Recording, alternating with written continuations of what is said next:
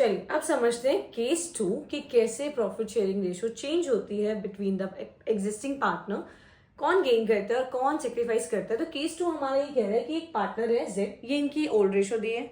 अब जेड कह रहा है कि भाई मुझे 1/5 शेयर चाहिए, बट केस 1 में वो सिर्फ पूरा का पूरा ए से ले रहा था ना, केस 2 में वो कह रहा है कि 1/5 शेयर मुझे इक्वली चाहिए, जितना एक्स देगा उतना ही वाई देगा।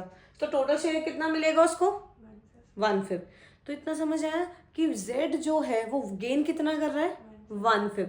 और ये दो मिलके सेक्रीफाइस कितना करेंगे? 1/5, वो भी इक्वली, 1/5 का इक्वली। अब इसकी वर्किंग कैसे होगी? देखो ये जो z है ये क्या कर रहा है? गेन कर रहा है। पहले हम इक्वली की बात करते हैं। देखो 1/5 का इक्वली कैसे निकलेगा? 1/5 का आधा x देगा 1/10, और आधा कौन देगा? y देगा। कितना देगा? 1/10। तो z को कितना मिलेगा? 2/10। अब डिनोमिनेटर प्लस मत कर देना कि 10 + 10, यहाँ भी 20 कर दिया। देखो हो गया ना 1/10 सिंप्लीफाई करके, तो दोनों ने मिलके 110 दिया। तो ये दोनों मिलके सेक्रीफाइस 1/10 कर रहे हैं, और z गेन कितना कर रहा है? 1/5। ठीक है, 1/5 ये गेन कर सेक्रीफाइस कर रहे हैं और z गेन कर रहा है। एग्जैक्टली आ रहा है ना सेम। अगर अब आपसे न्यू प्रॉफिट शेयरिंग रेशियो ना निकालने के लिए बोले ना, और सिर्फ इतना पूछे गेनिंग और सेक्रीफाइसिंग, तो हमें समझ आ गया ये 1/10 सेक्रीफाइस कर रहा है, ये भी 1/10 सेक्रीफाइस कर रहा है, और z 1/5 गेन कर रहा है। 1/5 क्यों आ रहा है उसका? बस ये सिंप्लीफाई कर रहे हैं हम, इसीलिए इनका 1/10 और उसका 1/5। अब ये तो हो गई उसकी ओल्ड रेशियो, मैं यही लिख देती हूँ, this is the old ratio. अब ये डिनोमिनेटर लिखो पहले इनके नीचे, माइनस करो, ये 1/10 दे रहा है, ये भी 1/10 दे रहा है, ये कितना गेन कर रहा है? 1/5। या इसका भी आप डिनोमिनेटर सेम कर लो, तो आ जाएगा 2/।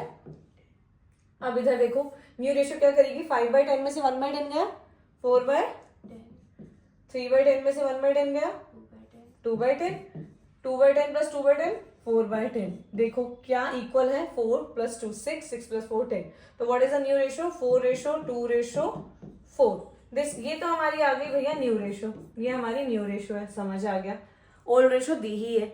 सेक्रीफाइसिंग और गेनिंग बताओ जरा, करने की जरूरत है? निकालने की जरूरत है? नहीं, तुरंत निकल जाएगा।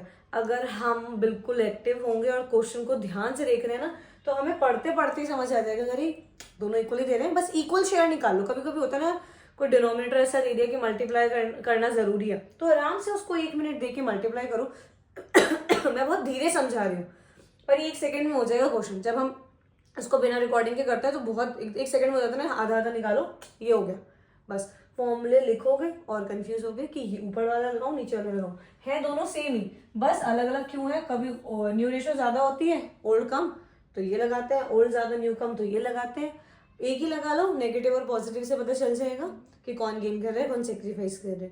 ठीक है, अब यहीं से आपको पता चल जाएगा अगर आप ऐसे क्वेश्चन को करोगे कि वो who is gaining and how much he is gaining. तो जो ले रहा है साफ साफ ये भैया गेन कर रहे हैं, और बाकी दो, अगर दोनों से ले रहा है तो बाकी दोनों सेक्रीफाइस कर रहे हैं। कितना शेयर कर रहे हैं? जितना वो ले रहा है उतना ही कर रहे हैं। ठीक है, क्लियर है? आई होप आप सबको भी ये समझ आया होगा। केस 2, जब एक पार्टनर रिमेनिंग 2 पार्टनर से शेयर लेता है, वो भी इक्वली लेता है, तो जो ले रहा है वो गेन करता है, और जो 2 पार्टनर उसको अपना शेयर दे रहे हैं वो दोनों ही सेक्रीफाइस करते हैं। इसके बाद हम इसका प्री-वाई-क्यू भी करेंगे, और इसके अलावा अगर आपको कोई डाउट है तो आप मुझे कमेंट में पूछ सकते हो। Please like, share and subscribe the channel.